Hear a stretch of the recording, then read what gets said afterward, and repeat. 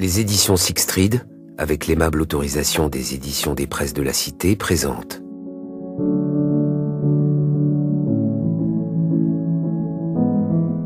Le voyageur des bois d'en haut, de Jean-Guy Soumy, interprété par Olivier Martineau.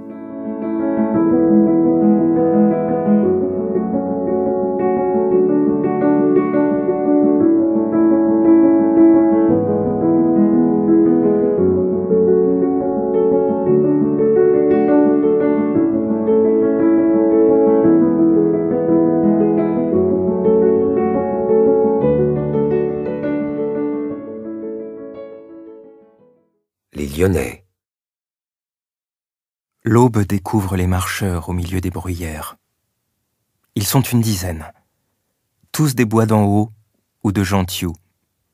Muets, en file indienne, un solide bâton à la main, et tout ce qu'ils possèdent tient dans un sac accroché à leur dos. Ils vont depuis 2 heures à peine, et Camille est déjà perdue. Plus rien ne lui est familier, ni les pierres, ni les arbres, pas même le ciel. Bouleversé, il songe à sa mère qu'il vient de quitter, à la ferme où il ne dormira pas ce soir, à son chien qui l'attendra en haut du chemin.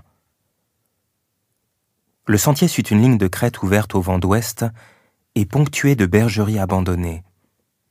Les hommes passent sans la regarder devant une croix couverte de mousse, fichée au sommet d'une roche plus vieille que Dieu. Et puis la voix s'alanguit, hésite, pour finalement s'engager dans une combe au fond de laquelle bouillonne un torrent.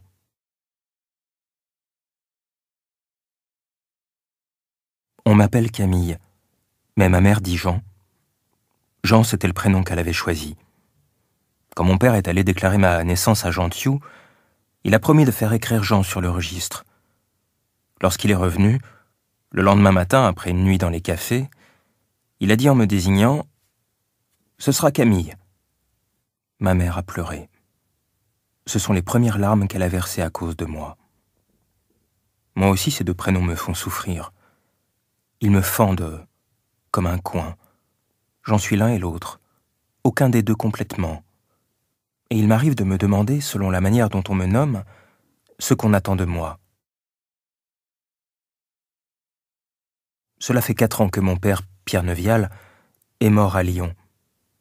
Depuis, ma mère travaille sans relâche notre ferme trop petite pour nous nourrir. Au cours de l'hiver 58, tout semblait perdu. Nous avions vendu nos bêtes. Ma mère était sur le point d'hypothéquer notre terre.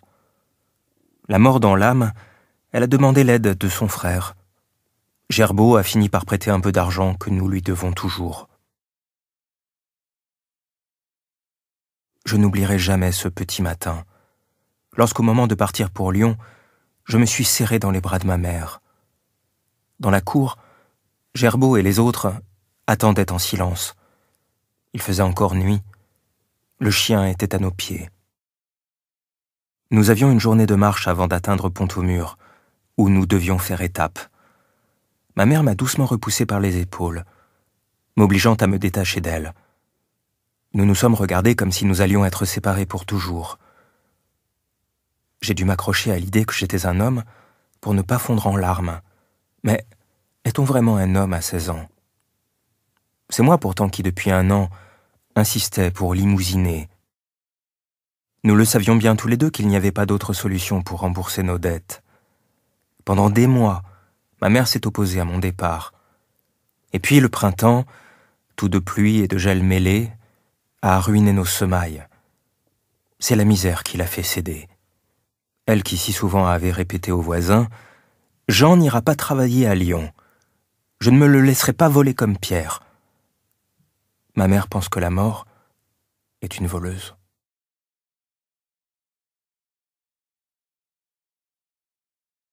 À la sortie de Pont-au-Mur, le temps vire au froid. Au pied du col de la Moreno, les marcheurs luttent contre un vent violent qui balaie la montagne. Des giboulées de cristaux glacés lacèrent les visages, détrempent les vestes. La lumière cède à une obscurité laiteuse. Seul le cadencement des bâtons et des brodequins, heurtant les cailloux, les rattache au sentiment d'exister. Dans l'après-midi, ils arrivent sur les hauteurs qui dominent Clermont-Ferrand. Il fait soleil. Camille n'en croit pas ses yeux. Une ville immense, comme il n'en a jamais imaginé, s'étale dans la plaine au pied des volcans. Tel un oiseau dans le ciel, il peut en voir les détails. La place Jaude, les flèches noires de Notre-Dame de l'Assomption, le maillage des ruelles. Cette nuit-là, ils dorment dans une auberge perdue dans les faubourgs. Ce n'est pas mon oncle qui devait être à mon côté sur les chemins de Lyon. C'est mon père. On dit que je lui ressemble, que j'ai ses yeux. Derrière ses paroles, j'entends la malveillance. Oui, mon père était imprévisible, dépensier, désinvolte. Né dans une famille d'agriculteurs aisés de la Nouaille, il avait très tôt rompu avec les siens. Ma mère m'a dit l'avoir aimé dès leur première rencontre. Je me souviens du jour où Gerbaud nous a annoncé sa disparition. C'était il y a 4 ans. J'allais avoir 12 ans. Comme à chaque fin d'automne, les maçons rentraient par vagues. Les Lyonnais, on les appelle ainsi au Bois d'en Haut, arrivaient toujours par la route de Gentioux. Je les attendais dans une petite châtaigneraie à la sortie du village. Je me calais dans le creux d'un arbre dont le tronc ne tenait plus que par l'écorce. Accroupi, je guettais. Lorsque, au milieu des marcheurs, je reconnaissais la silhouette de mon père, je sortais comme un diable du châtaignier et courais à son devant. Les autres s'arrêtaient, s'esclaffaient. Lui posait son sac, sa canne. C'était un homme au geste ample. Un grand sourire illuminait son visage. Il balançait son chapeau et m'attrapait au vol dans ses bras, m'embrassait en s'exclamant « Camille, mon ange de là-haut ». Cette année-là, un premier groupe de maçons est arrivé. Les hommes me dirent que mon oncle Gerbaud suivait à 1 jour de marche. Et mon père, il est avec eux, mon père ? Celui qui menait m'a répondu que c'était possible, mais qu'il ne pouvait en jurer.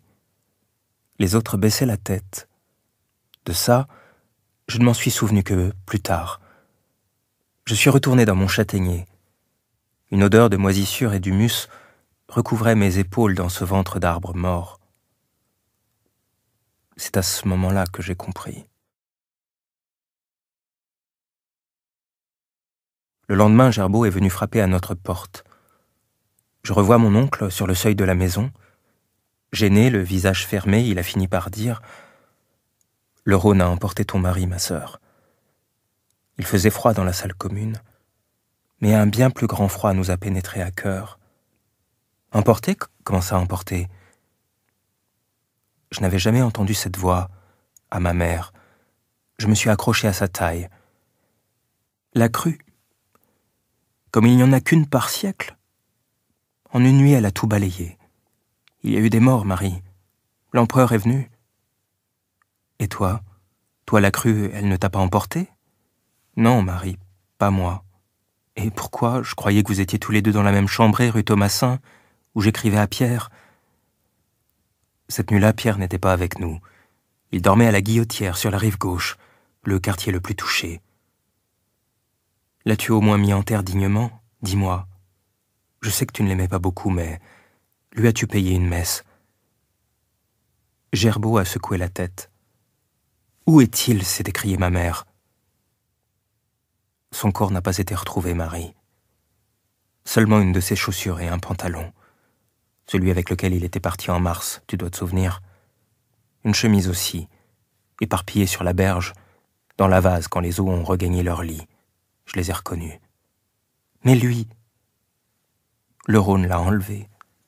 C'est un fleuve terrible. Il n'existe rien ici, Marie, qui puisse lui être comparé. Aucun obstacle ne lui résiste. La digue du bois de la Tête d'Or qui a cédé, elle était faite pour durer 100 ans. Tu as récupéré ses outils ? Ce que j'ai pu. Mais il devait 3 mois à sa logeuse. Des ardoises un peu partout, tu sais comment il était, Pierre. Tais-toi. Ça a à peine fait le compte. Je n'oublierai jamais les jours qui ont suivi. Ma mère et moi, nous ne pouvions plus nous parler, nous regarder. Nous nous frôlions, comme deux fantômes. Au début, les voisins sont venus nous dire leur tristesse. Ils jetaient un coup d'œil sur moi, histoire de vérifier si j'étais prêt à prendre la relève. Ma mère s'en rendait compte et m'agrippait par les épaules.